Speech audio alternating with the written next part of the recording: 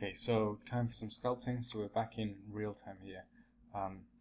So we've placed all the bones, and then just as you've seen me do however many times before now, I've just then meshed that all together into a single basis that I'm then going to sculpt from.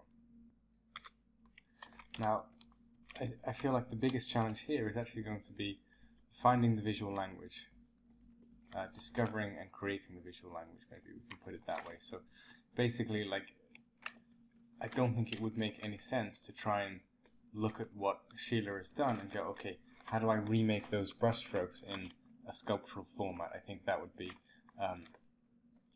probably not a very successful endeavor, because his medium is painting and here we're sculpting, and those have a big crossover, but not, you know, clearly not the same thing. So so what I like about that as an idea is it's taking us into the realm of design, which we're always in anyway, right? Just sometimes we don't necessarily realize it, especially as you're studying. You know, so when you're studying anatomy, you may not realize that it's all design. But that's obviously an idea that I'm trying to reinforce with all of this, and so it becomes more obvious when we have a challenge like this, where Schiele has just worked with, you know, a few lines or something like that, and then we've got to go, okay, how does that, you know, how do we convey the same feelings maybe, but via a slightly different language? Yeah, I don't even know that you need to convey the same feelings, you know, it's just, what can I take from this and what do I bring to it myself? Something like that maybe. Take what is useful, discard what is useless, and add what is uniquely yours. So, one thing I like through here is this saggy breast. Right? You know, so this is a self-portrait that Schiele did. So, you know, I feel like he's being pretty hard on his own body type here, and that's kind of interesting. So it's just like we can barely see any muscle at all. He's bone and he's fat.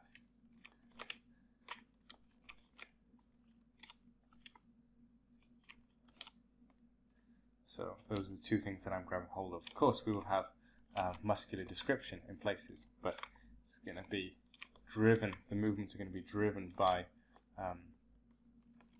those two things, by the bone and by the fat.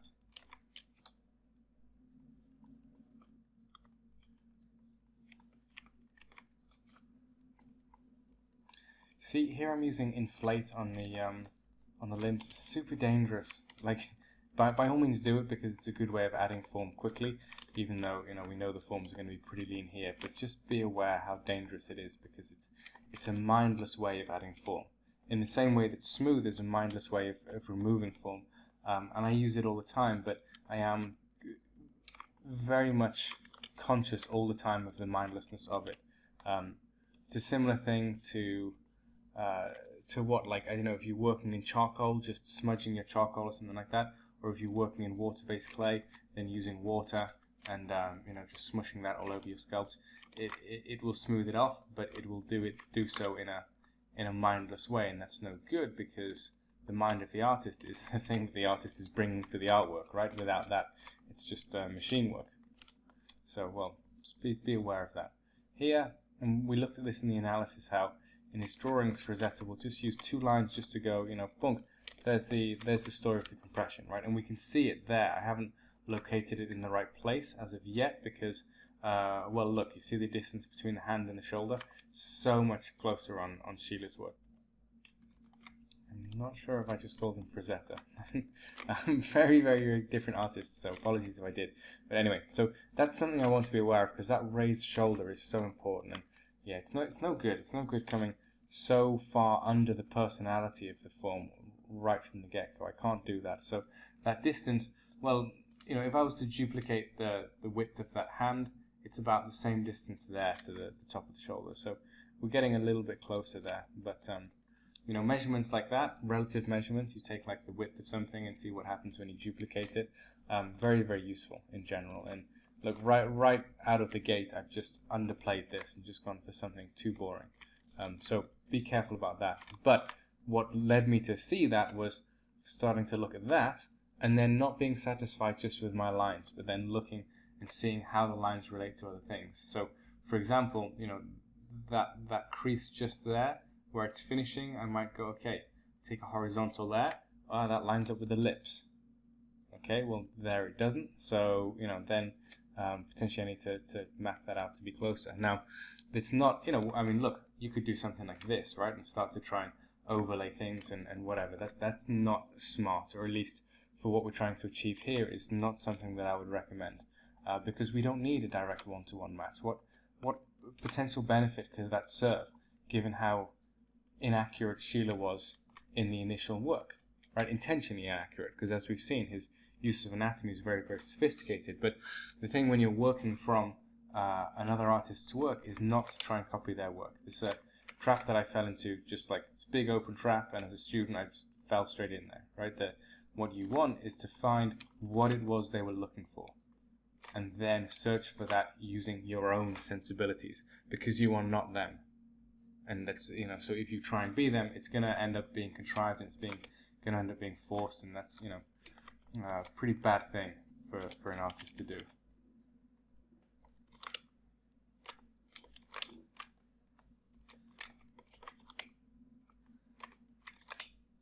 I probably shouldn't spend too long on the head here, because it's invariably not going to work for a long time, and that's going to give me problems for the rest of the sculpt. Or actually, I could play it in another way and go, okay, I'm going to spend some time just making sure that, if I decided that that the emotion and the structure and the movement of the head was like a really crucial and vital thing, then maybe I'd go, do you know what? I am going to spend time on the head, and I'm going to leave everything else behind, and I'm going to use the head as a thing that demands more of the rest of the sculpt.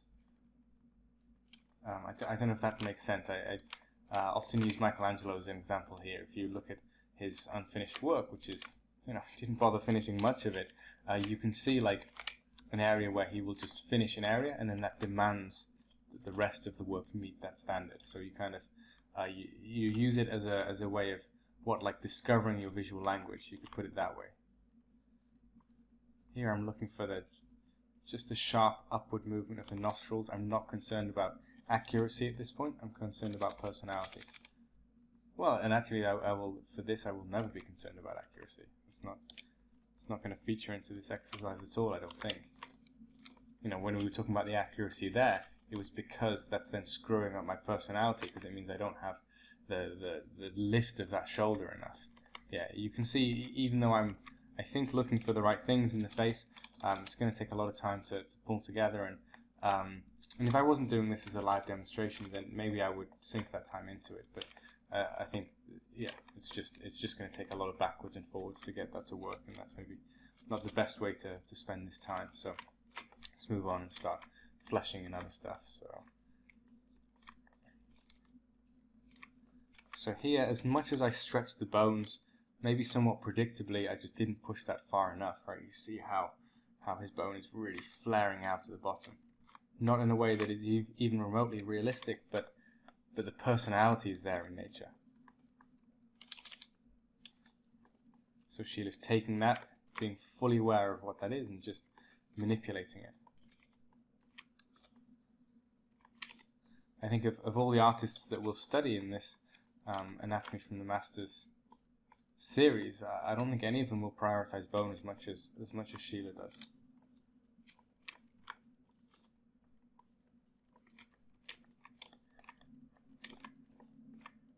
Okay, so the closer I get to representing my my reference, my form, the easier it becomes for me to see where I'm deviating from it. And this is coming back to this idea that I talk about quite a lot, of the process of creating a thing never being a linear process. It is constantly backwards and forwards and backwards and forwards, because as you move forwards, you see the big beats that you were missing earlier on.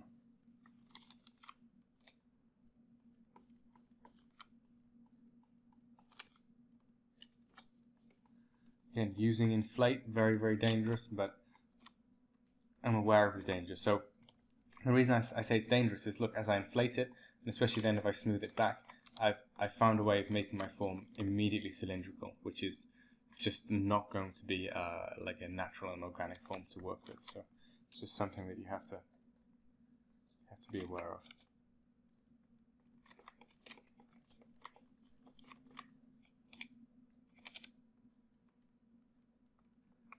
So I feel like this scoop of the rib cage, hopefully I'm going to push that to the point where eventually I go, oh Jesus, that's too far. That's a good point to reach, right? Rather than like every day when you look at it, oh, maybe I can go a bit further. Maybe I can go a bit further. Maybe I can go a bit further, you know, which is what I'm hitting now and what I find that I hit a lot, you know, and that's why I try and encourage you guys not to do that and just to have, you know, go as brave and bold as you can right out of the gate and then see what happens.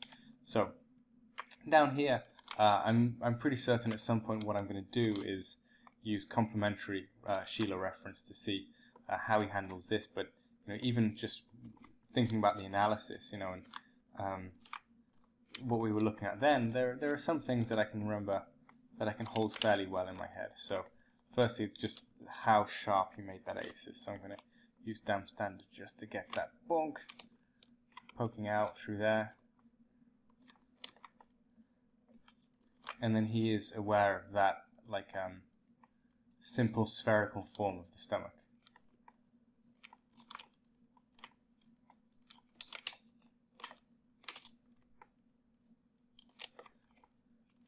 Now, with him stretching out the body like that, I wonder where he sticks the belly button, because normally I would relate the belly button to the height of the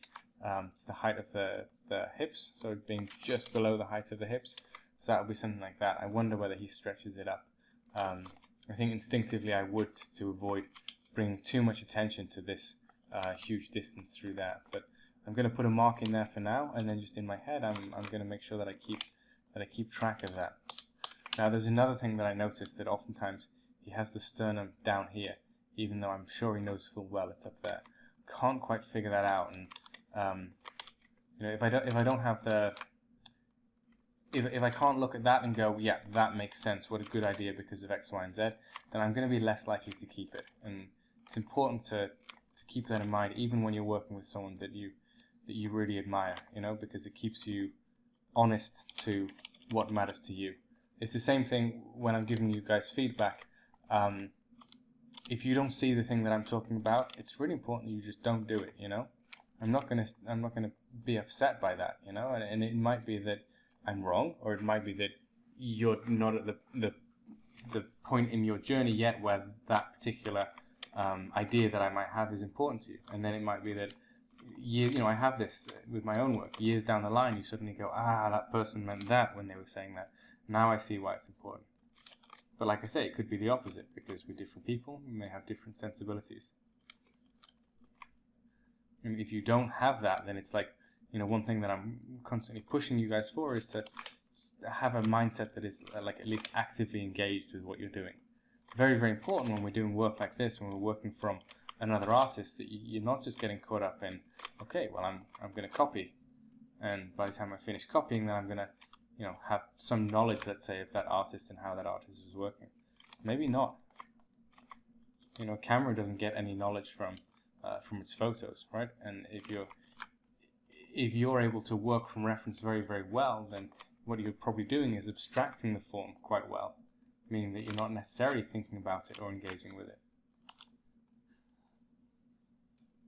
Here I'm really allowing that spine to stick out. I can't quite figure out that bulge on the back. I think in the analysis I was deciding that was lumbar mass. I can't quite figure it out, but it doesn't matter. You know, if I have the answer in terms of what Schiele was looking for, it'd be great if I could figure it out in those terms. But to be honest, I need to find out the answer for myself.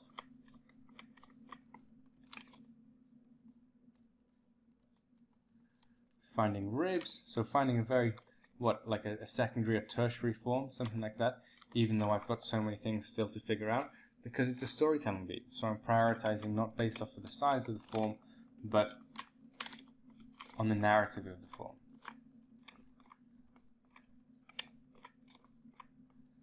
Those lips are going to give me trouble, I can see that already, because he's pushing them out so much. It's super, super pouty.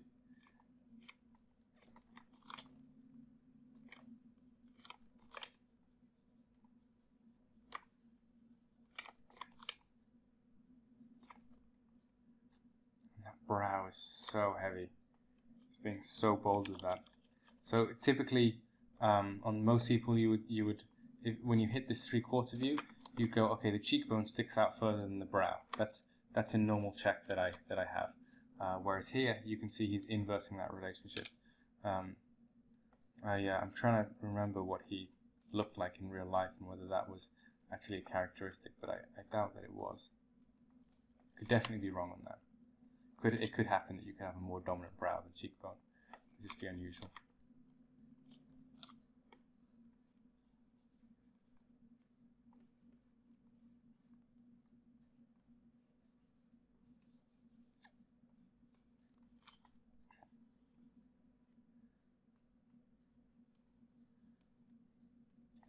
Okay, so as I'm placing the fingers, I don't think currently that it matters too much whether I have the hand a little bit lower than he had it or not.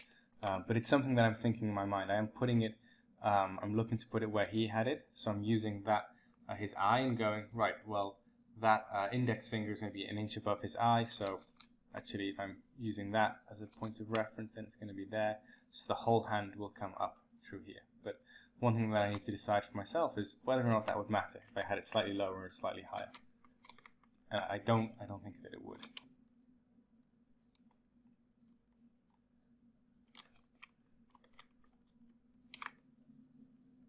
But I'm still matching to him just because I'm scared of what happens if I don't. But no, there will certainly be areas where I deviate from him, just potentially not now.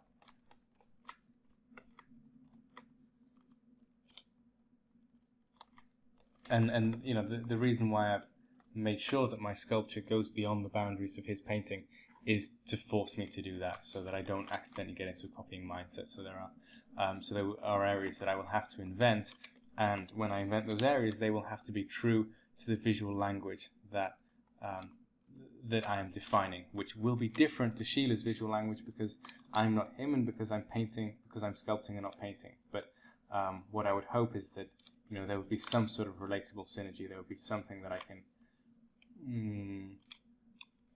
I don't want to say steal from him, something that I can take from him and put through my own digestive system. That's not a good metaphor because that implies that I'm going to create something crap at the end. Some synergy between us. I don't know. You know what I'm saying, right? Don't make this difficult for me. Now is a good time for a minute. Just a little bit of silence. You can just watch me sculpt and think about what you've done.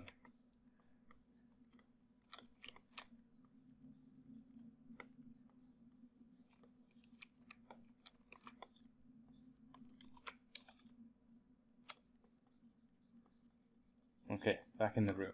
So here I'm just remembering from the analysis, you know, how much he loves to go, boom, we find the scapula sticking out there, and then serratus really pushing that out, and then we have the bulge of the ribcage. I remember in one of his drawings we were looking at going, well, he's got the bottom of the 10th rib there, and it looks like the ribcage goes down lower.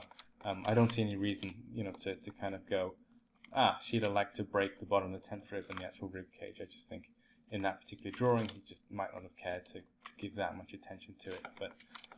But since I have to make this work in 3 dimensions, I'm going to be a little bit more faithful to that.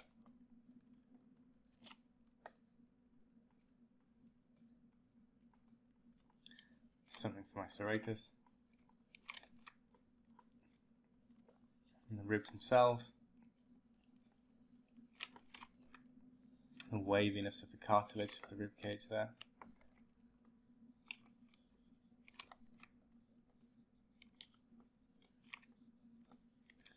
Can't think off the top of my head how he handles the abs, especially when he's stretching them out this much. So I'm going to go and look at some reference at some point for that.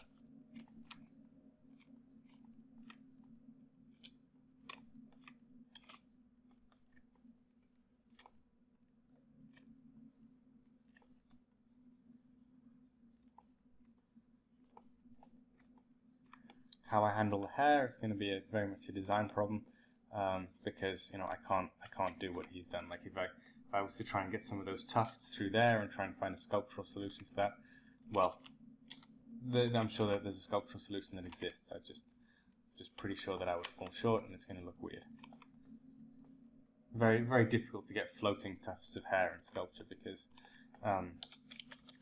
just the medium doesn't allow it. You know, of course, if you go and you do an actual you do a hair pass digitally, and that's fine. But you know, for these demonstrations, I'm generally going to be treating the form as though it was marble or bronze or something consistently solid, let's say.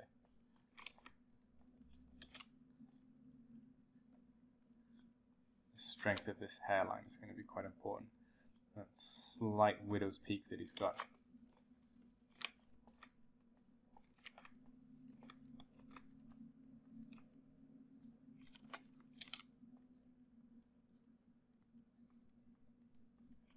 Yeah, I'm going to be revisiting these lips time and time again. And I think, pushing them out. Actually, no, I'm not, right? Because I always tell you guys to do this. Just go really bold and push it beyond what you think the point is, and then go back from there. So, I'm always telling you guys to do that, and then just then I was accepting the fact that I was going to go in bit by bit by bit and have to keep on reinforcing them, and I'm not going to do that. I'm going to go really strong. And what could happen is that here I feel like I've gone really strong, and then I feel like I need to go even further at some point, But let's see. Hopefully, if I'm doing this properly, then I'll have gone too far, and I'll have to kind of tiptoe back from that. That's the point that I'm pushing you guys to, trying to, I just sometimes fall short myself. Nearly always fall short myself, but that's why I like to teach, so I can tell people what to do, and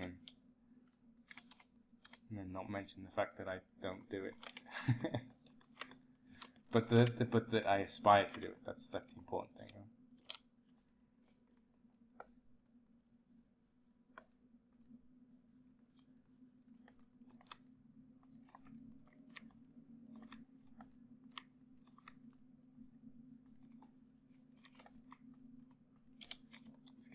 Frown in there. Oh, make sure that's really coming down.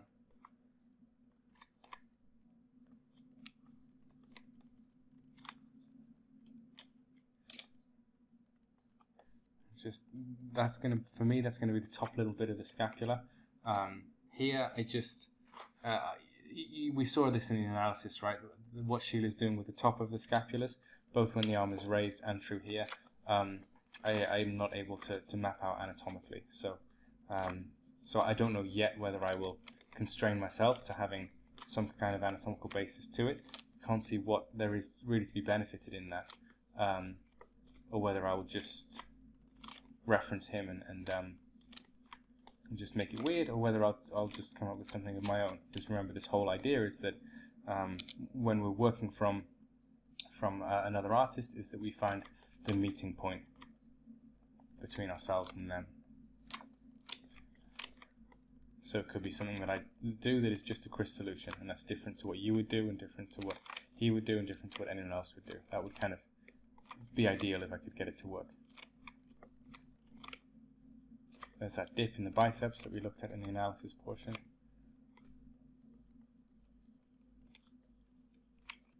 One nice thing about approaching this from an anatomical point of view is that at least it gives me motivation for each of the brushstrokes that I make. So through here, for example, I'm going, well, where do I add? I mean, I can try and add to copy his line, but where does that line sit in space? It's a difficult thing when you're working from reference, right? When you're working from 2D reference, because in 2D you're having to make up the space yourself, whereas in 3D you're working within a space that is real and therefore defined for you. So what I'm doing is I'm going, okay, well, I might make my line match his line, but I'm using my anatomical knowledge to figure out where this would sit in space. Now, I know that Schiele works with these lumbar movements. So by the way, this is really useful for me to have done that analysis section and then be doing this. And it's something that I recommend, like especially if you're doing concept, to ingrain yourself in the world of whatever the language is of the concept that you're looking to explore. But then at some point, look to throw that away so that you can think about things yourself. Right? That's the reference sandwich, essentially. You look at reference, and then you throw it away and you do your own thing, and then you bring the reference back. So here, as I'm looking for these forms, I am going, I remember Schiele doing this. I don't remember him doing that. I remember him using this, and so on and so forth. So, so there I'm using what I've learned from him, but because I only have this one reference to copy from, which is just one specific angle, it means that I have to put myself into it. I have to make stuff up as well, and decide how I would want to play it, and I think that's pretty important. And then I've then liberated myself, made sure that I'm honest to myself, and then I can load in his reference again and go, okay, well, these are some areas where he's playing it, and I see actually what he's looking for and it's smarter than what I was looking for, or, you know, something like that.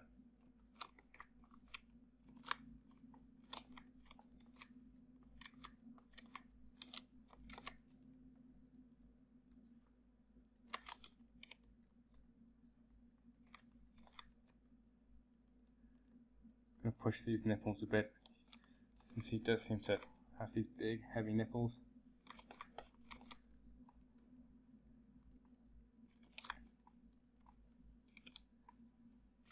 Here I'm just going sternum, angle of the sternum, maybe find a couple of ribs through here. Just being like, you know, I'm always pushing you guys to find the bone, and one thing that I didn't appreciate until doing the analysis was just, you know, how much this is also Schiele's approach. You know, even though his style is vastly different from my own, you can just see him going, yeah, just bonk, hit the bone.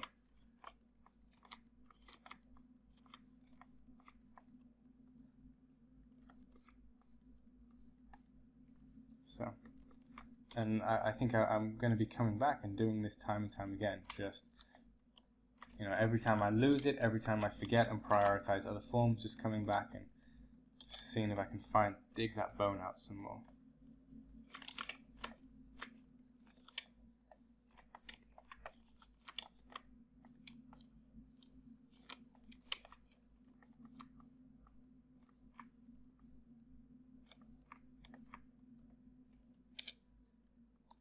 It's a very triangular head. You see that line just keeps on pushing outwards and outwards and outwards. Most heads are triangular, but in this sense, I think he's identified the fact that he has maybe a larger forehead than average that's pushing that triangular movement. So he's essentially caricaturing his head. I don't see anything that he's doing here that is that different to what a street caricaturist would do. It's the same thing. You need to look at someone and go, does their head feel square? Does it feel spherical? Does it feel peanut shaped? Does it feel you know, triangle shaped? And then pushing that. And it's the same thing when you're looking at muscles, right? That's one thing that I'm trying to push you guys for, is to go like, okay, for example, Teres Major. What is the personality of that? Well, pretty rounded and kind of torpedo shaped, and certainly much more rounded than for Spinatus. So that's the character. Character of Spinatus flat, Teres Major rounded.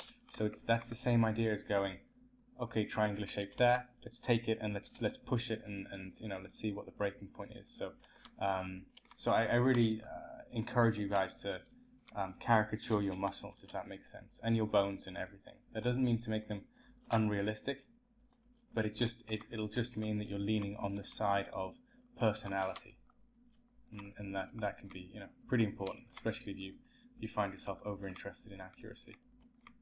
Okay, well, I think this is half an hour, so that's enough for the live session demonstration. So